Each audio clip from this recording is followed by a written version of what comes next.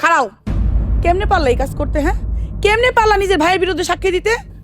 আম্মা, আমি নিজের ইচ্ছায় সাক্ষী দেই নাই। রেশমা ভাবি মজলিসে বলছে আমার নাম, মাতবর চাচা আমার জিজ্ঞাসা করছে, আমি বাধ্য হয়ে বলছি আম্মা। ভাইজান, তোমার কথার কারণে আমার 100 বেতের বাড়ি দিতে চাইছিল। তুমি ভাই হয়ে ভাইয়ের বিরুদ্ধে কেমনে সাক্ষী দিলা? রিপন, হামজা তোর ভাই না, শত্রু। ও তো তোর বিপদে ফেলানি লেগেই কাজ করছে। আমি যা বলছি সত্য বলছি, এক বিন্দু মিথ্যা বলি নাই।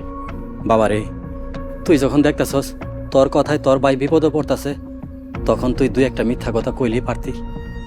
আব্বা, আপনি সারা জীবন সত্য আর ন্যায় শিক্ষা দিছেন, এলএম শিক্ষার জন্য মাদ্রাসায় পড়াইছেন, সে আপনি আমারে মিথ্যা বলতে বলতেছেন? আব্বা, আপনি জানেন না মিথ্যা বলা কত বড় অপরাধ? হামজা, নীতি কথা বন্ধ করো। তোমার নীতি কথা আমাকে পেট ভরবো না। সাফ সাফ একটা কথা কয়ে দিই তোমার আজকে আমি। তুমি শিক্ষিত, যথেষ্ট বয়স হয়েছে, নিজের চিন্তা নিজে করো। তোমার প্রতি তোমার বাপের দায়িত্ব এখন থেকে শেষ। নিজের ব্যবস্থা নিজে করে চলো। এই সংসারে তোমার আর কোনো জায়গা নেই। আব্বা, এসব আমি কি শুনতাছি? আপনিও কি তাই চান?